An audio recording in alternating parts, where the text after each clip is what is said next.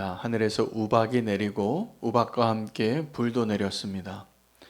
그리고 이 우박이 내리는 재앙 가운데 오늘 우리가 좀 주목하여 들여다보아야 할 하나님의 일하심을 통하여 하나님께서 우리에게 어떻게 피할 길을 내어주시는가를 발견하는 것입니다.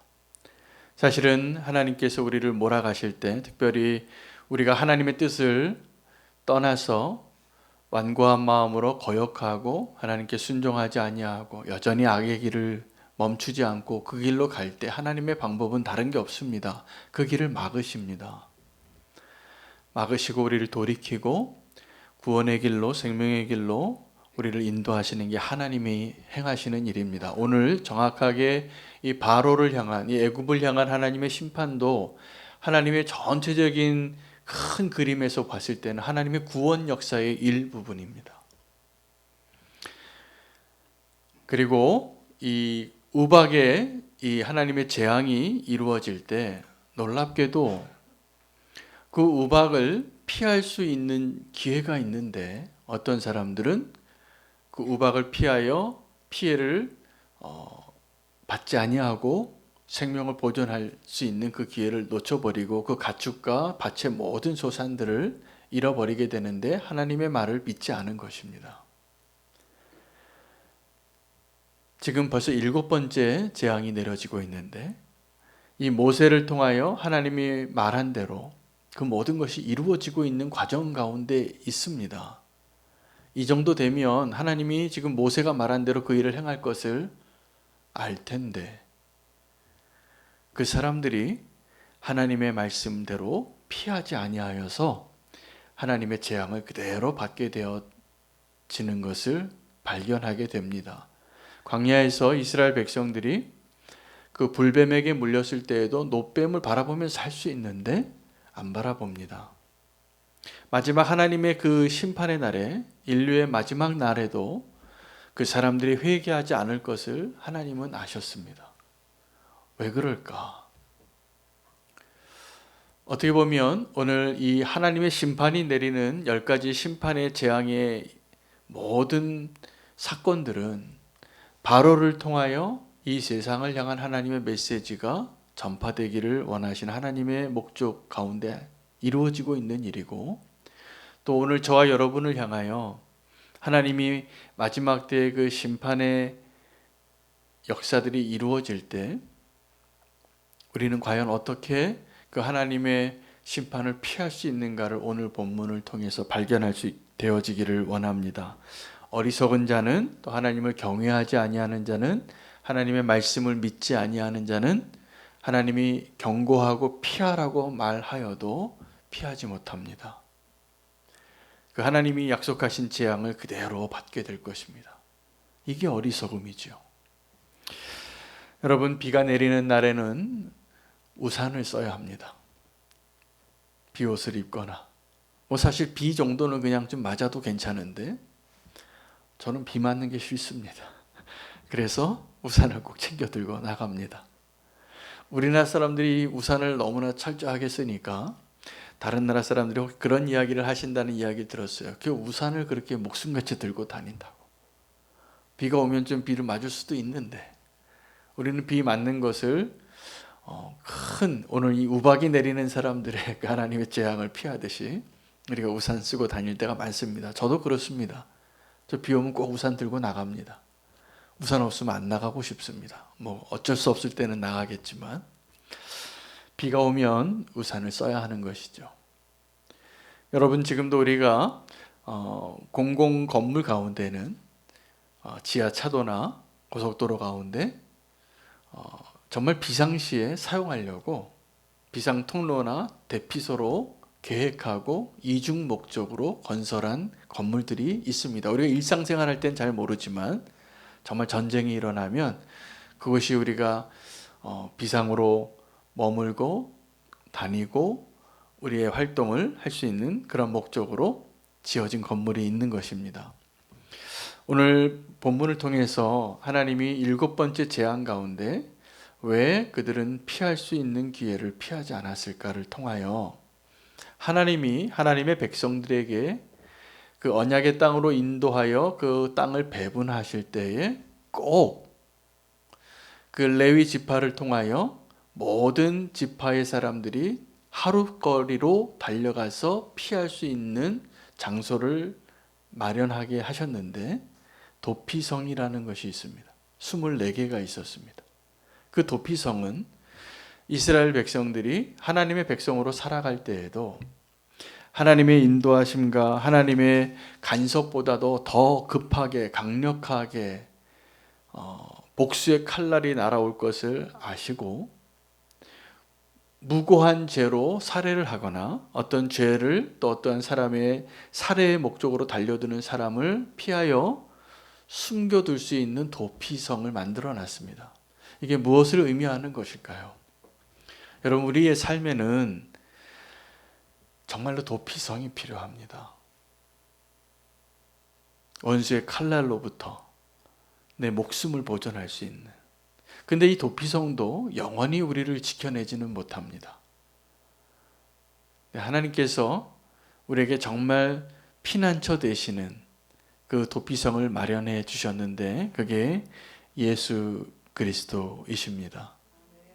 오늘 이 바로의 심판 가운데, 바로를 향한 하나님의 심판 가운데 7째 우박의 재앙을 통하여 우리에게 피할 길을 내시는 하나님을 좀 발견하고 우리가 하나님이 원하시는 모습대로 안전한 자리에 서게 되어지기를 소망합니다. 여러분, 그 도피성으로 향하는 그 길은 직선거리로 어떤 민족의 마을에서든지 빨리 달려올 수 있게 만들어 놓았습니다. 도시 계획상.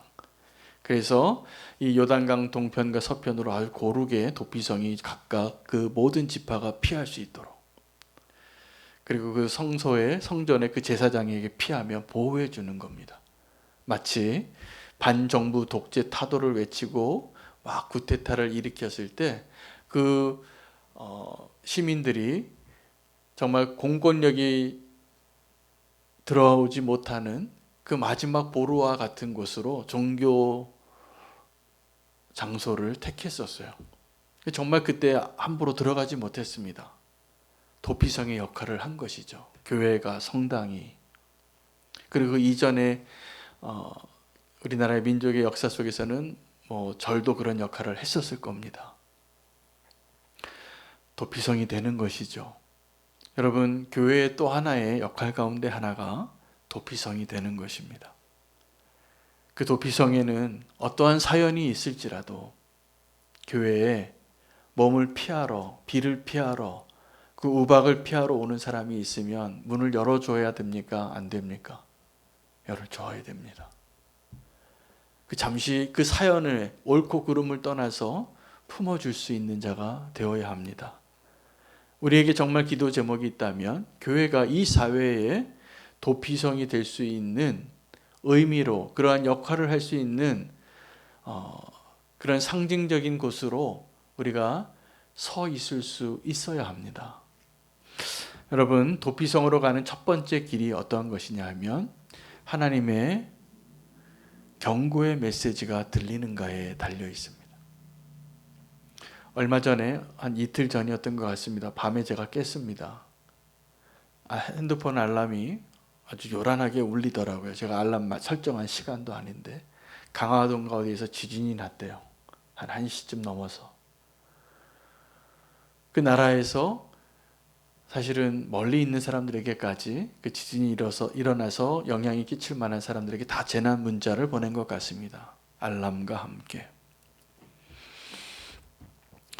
하나님의 경고의 메시지가 지금도 전해지고 있는데 우리는 잘 듣지 않습니다.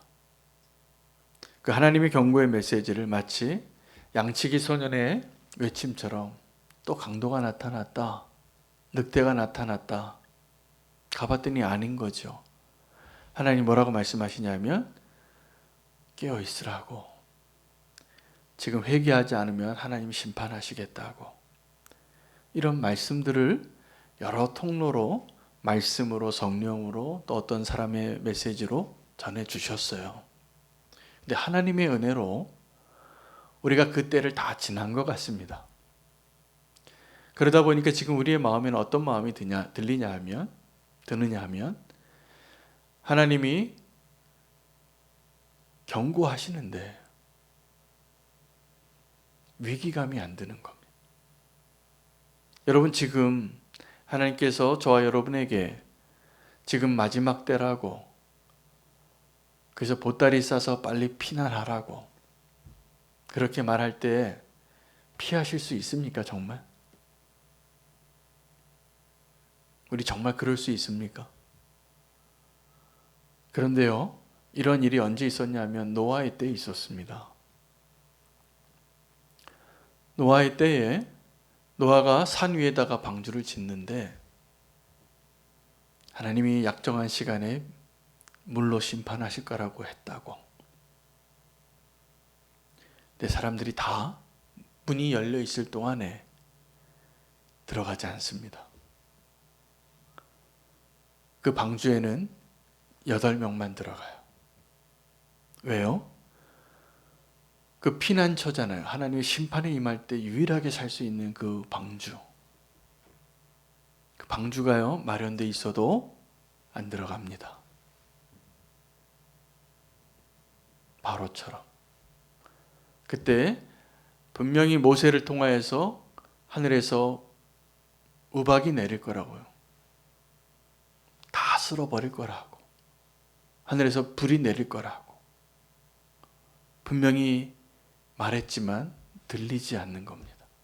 여러분, 지금도 우리는 비슷한 하나님의 음성을 어디에서 듣냐 하면 경고의 나팔 소리, 알람 소리가 울리진 않아도 여러분, 지금도 우리 양심에서 그 소리가 들리지 않습니까?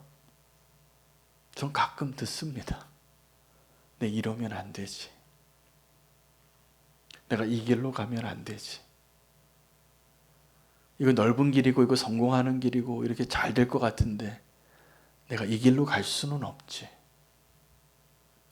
그런 말씀을 주님이 하시는 거예요. 여러분, 성도가 다른 게 아닙니다. 우리가 이 세상 사람들과 다른 것이 뭐냐면 그 하나님의 음성을 듣고 경고의 음성을 듣고 나 그 길로 가면은 안 되지. 그 하나님의 경고의 메시지가 들려서 그 길을 가지 않는 것이죠. 사람들은 이 경고의 메시지 듣는 걸 싫어하더라고요. 근데요, 이 심판의 메시지도 정말 놀라운 하나님의 은혜예요. 우리가 아직 심판을 경험하지 않고 있기 때문에.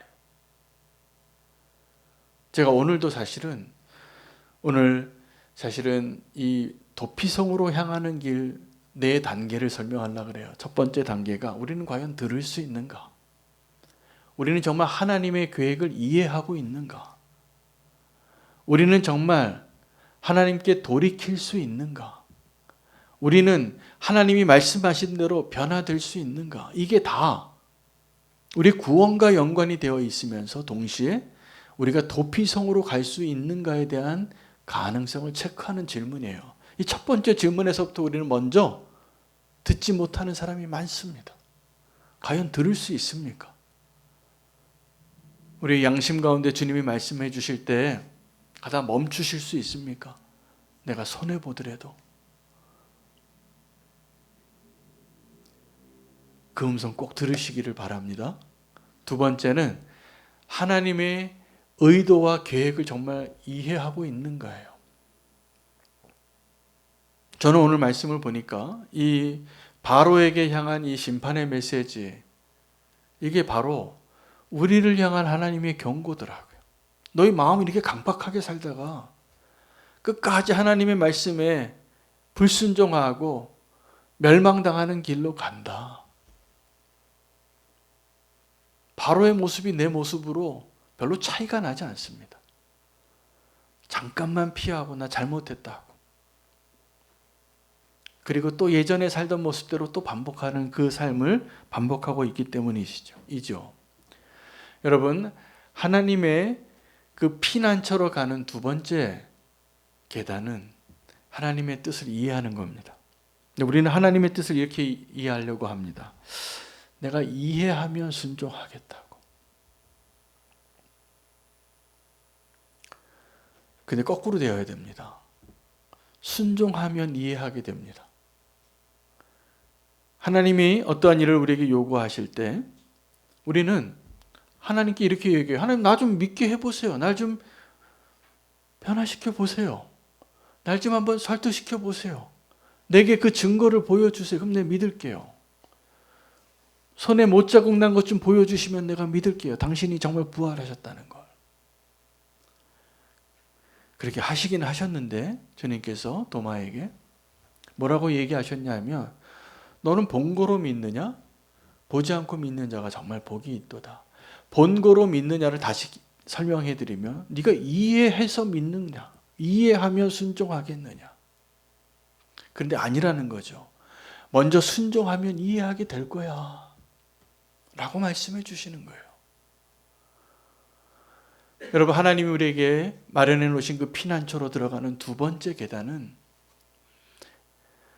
순종이 먼저 가야 이해가 되는 겁니다. 겸손함도 마찬가지예요. 가장 어리석은 자가 교만한 자인데, 자기가 하나님의 자리에 앉아서 자기가 다 결정해요. 능력도 없고, 그리고 잘 안 바뀌어요. 하나님을 자기 하인처럼 부려요. 우리 전도서에 이 세상에서 내가 발견한 가장 악한 일 가운데 하나인데, 하인이 주인 행세를 하고 주인이 하인 밑에서 종같이 따라가고 걸어가고 있는 거, 이게 다른 어떤 모습이냐 하면 하나님의 자리를 자기가 차지하고 하나님을 부리는 성도의 모습이에요.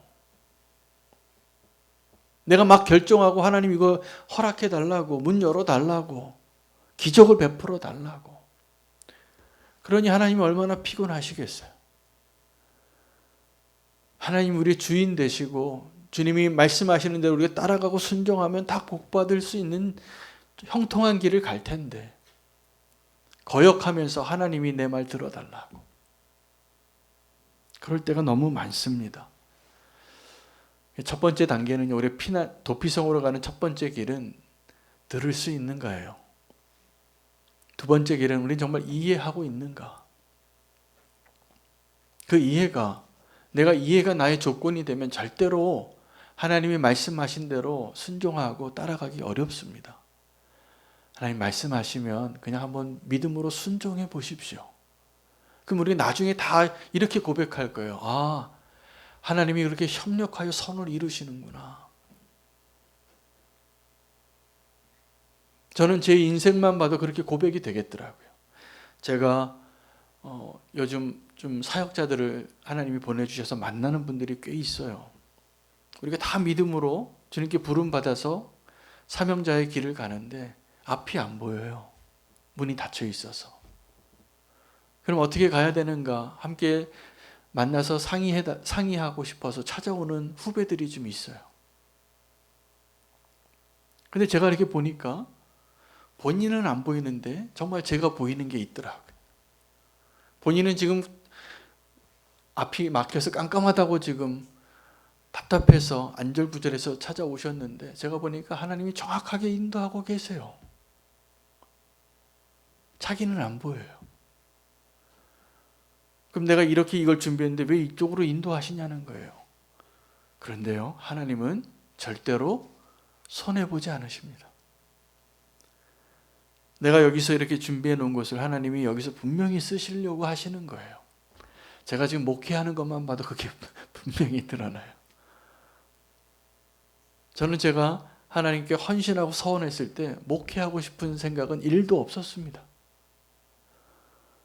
그런데 하나님이 그렇게 인도하셔서 지금 목회자가 돼서 지금 설교를 하고 있어요. 이제야 이해가 되어져. 아, 하나님 그때 나를 왜 여기서 꺼내서 여기에 심으셨는가? 왜 이 길은 막으시고 이 길을 여셨는가? 나중에 이해하게 될 겁니다. 언제요? 우리가 순종해 보면. 근데 순종해 보지 않으면 계속 그 길을 돌고 돌아요. 하나님께 순종하는 길이 가장 빠른 길입니다. 하나님 앞에 고집피지 마시기 바랍니다. 문 열어주시면 가시고 막히면 서시면 돼요. 그리고 하나님이 피할 길을 열어주실 것을 신뢰하십시오. 우리 세 번째 단계로 올라가는데 이 세 번째 단계는 더 정말 중요합니다. 우리는 과연 돌이킬 수 있는가? 예요. 하나님의 심판 때에 하나님 택한 백성에게 정말 원하시는 것은 우리가 잘못된 길을 가고 있던 길을 돌이키기를 원하시는데 우리는 그걸 굉장히 어려워합니다. 회개하는 것을. 두려워해요. 회개를. 왜요? 내 잘못을 인정하고 드러내야 되잖아요. 그게 부끄럽잖아요. 수치스럽잖아요. 근데 우리 착각하는 거죠. 우리가 원래 수치스러운 자예요. 우리가 원래 죄의 종된 자였던 것처럼 똑같이. 근데 우리가 자기 스스로 착각하고 사는 거죠. 나 좀 괜찮은 사람인 줄 알고. 그래서 회개를 못해요.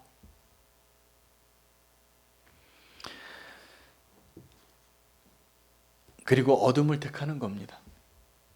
어둠을 택할 때 우리는 이렇게 생각해요. 아, 이게 드러나지 않아서 나는 안전해. 안전합니까? 안전한 곳입니까? 우리가 회개하지 않고 저 더 깊은 지하실로 더 들어가는 것이 결코 그렇지 않은 것이죠. 우리가 진정한 회개를 하나님께 돌이키는 일을 너무나 피하고 싶어서 수없이 많은 핑계가 있습니다.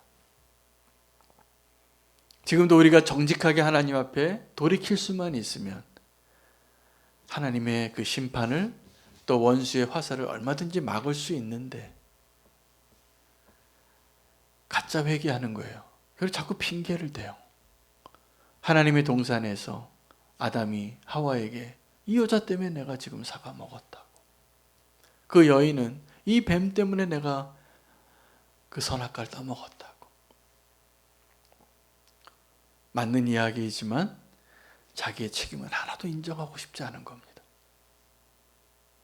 그 맞는 이야기예요. 다 핑계가 있지요. 핑계 없는 무덤이 없대잖아요. 다 핑계될 만한 이유가 있지만 내 책임을, 내 잘못을 시인하고 인정하는 것을 그렇게 어려워합니다. 끝까지 다른 사람에게 책임을 돌려요. 그것이 도피성으로 가지 못하는 세 번째 이유예요. 근데 정말 우리가 도피성으로 가지 못하는 진짜 네 번째 이유는 변하지 않기 때문입니다. 그래서 바로는 이번에도 또 이번만은 내가 잘못했다고, 너와 너의 하나님은 의롭고 나와 내 백성은 악하다. 내가 잘못했다.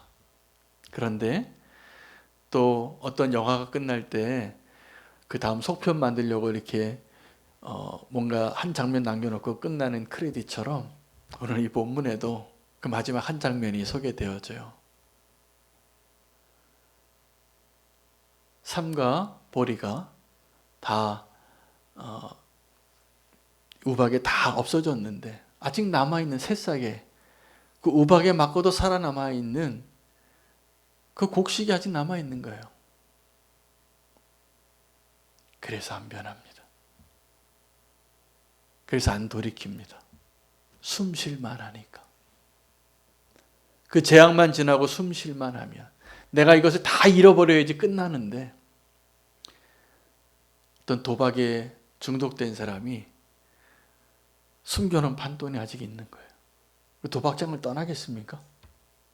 안 떠날걸요. 못 떠납니다.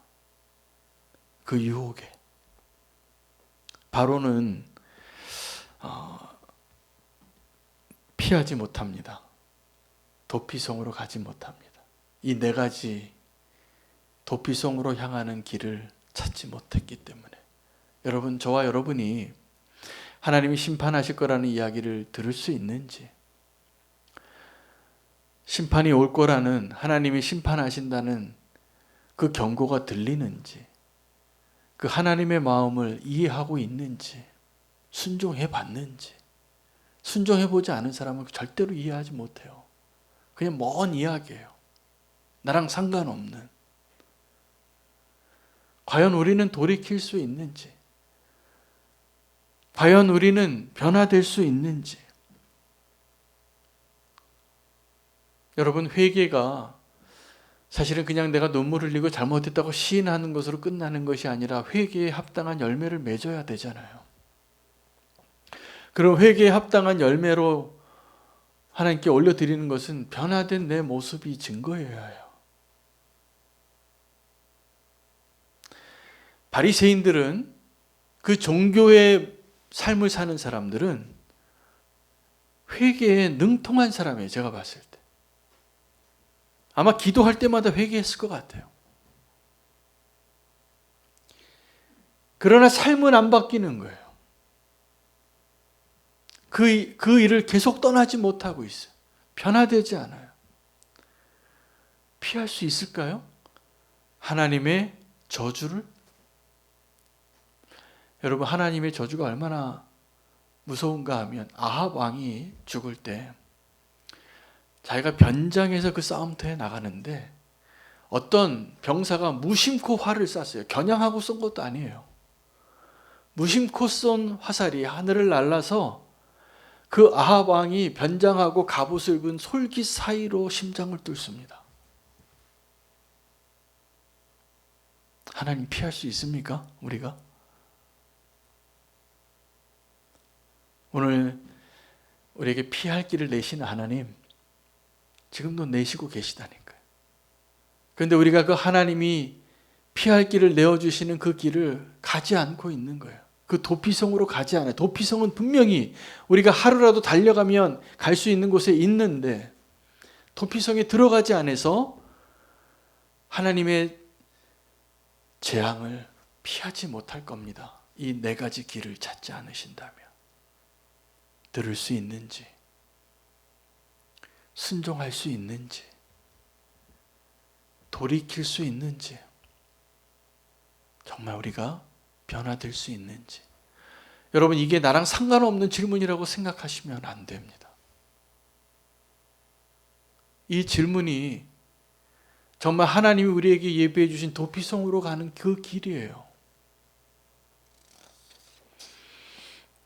여러분, 우리가 그 도피성이 필요한 이유는 우리를 막 쫓아오는 원수가 있는데 사탄입니다. 우리를 포기하지 않고 우리를 놔주려고 하지 않는 이 바로처럼. 이 바로가 그 히브리 사람들, 하나님의 백성을 놔주질 않잖아요. 하나님은 계속 모세를 통하여 내 백성 좀 보내라고, 내가 값을 다 지불해 주겠다고, 안 그러면 너 이렇게 혼난다고. 지금 정말 더 큰 형님이 와서 계속 이렇게 펀치를 매기고 있는데 안 내놓는 거예요. 이 세상이,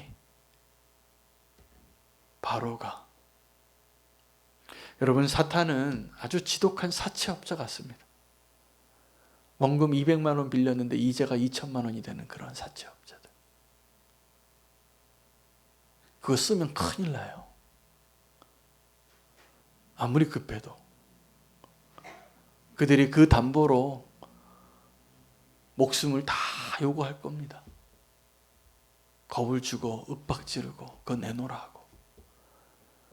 그 작은 돈 빌려 썼다가 모든 거 빼앗기는 거죠. 이게 원수가 하는 일이에요. 여러분, 그 작은 거 우리가 얻는 게 뭐냐면 죄의 기쁨입니다. 죄 짓고 얻는 어떤 유익들, 잠깐 얻는 쾌락과 즐거움. 그것 때문에 우리의 목숨이 위태로워요. 그런데 정말 우리를 공갈, 협박, 윽박 지르고 어깨들 데려와서 막 상 다 뒤집어 엎고 이러는 사채업자보다 정말 더 두려운 존재가 누구냐면 심판하신 하나님이에요.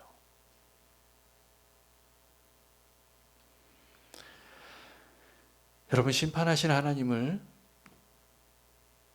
정말 제가 사실은 이 강단에서 제 언어의 능력으로 제 오늘 이 자리에 세워주신 하나님의 은혜로 할 수만 있다면 오늘 사실은 하나님의 심판이 어떠한가를 좀 잘 설명해 드리고 싶어요. 할 수만 있다면. 이게 가짜인 줄 알아요. 하나님의 심판을. 강단에서 하나님의 은혜만을 이야기하고 하나님 나를 위로해 주시고 치유해 주시고 구원해 주시고 그 얘기가 안 들린다니까요. 사실은 하나님의 심판이 얼마나 두려운가를 알지 못하면 하나님 음성 안 들립니다. 하나님께 순종을 안 합니다. 여러분 군대에서도 보니까 정말 마음 좋은 상사가 있어요. 우습게 봅니다. 그리고 막 괴롭히는 상사한테 도리어 잘 굴복해요.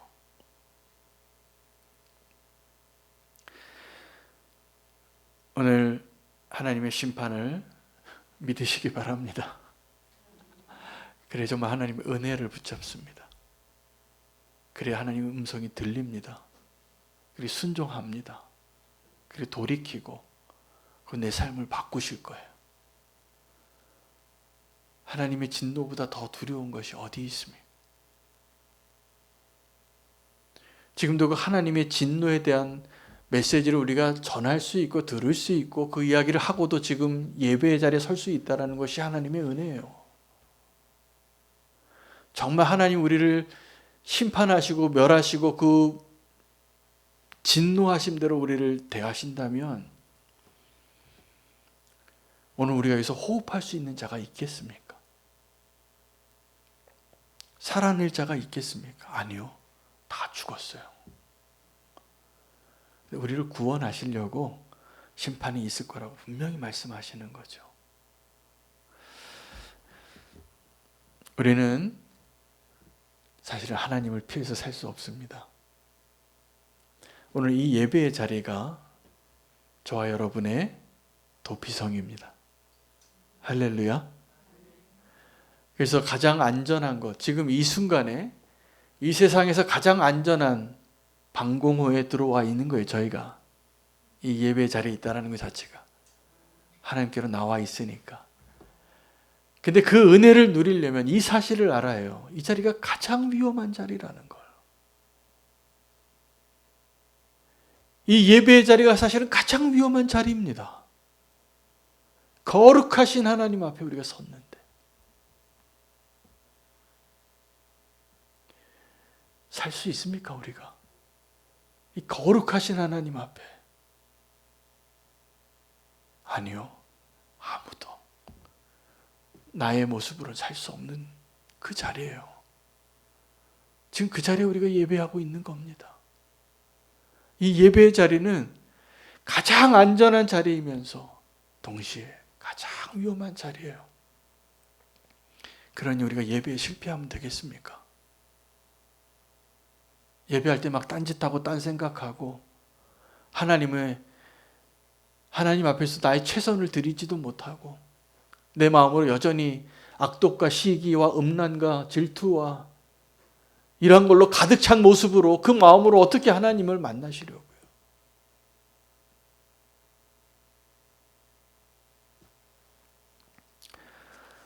도피성이 딴 데 있지 않습니다. 피난처 되시는 예수 그리스도. 오늘 이 자리에 우리가 주님을 의지해서 정말 하나님의 은혜를 누리는 것입니다. 심판 가운데도 완악한 마음으로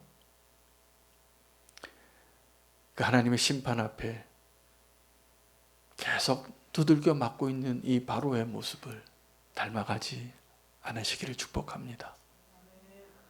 오늘 이 예배의 자리가 가장 안전하고 가장 두려운 자리인 것을 우리가 꼭 깨달으시기를 바랍니다. 오늘 도피성으로 향하는 그 길, 오늘 이 네 가지 붙잡고 기도하기를 원합니다. 하나님, 주님의 그 경고 들을 수 있게 하소서.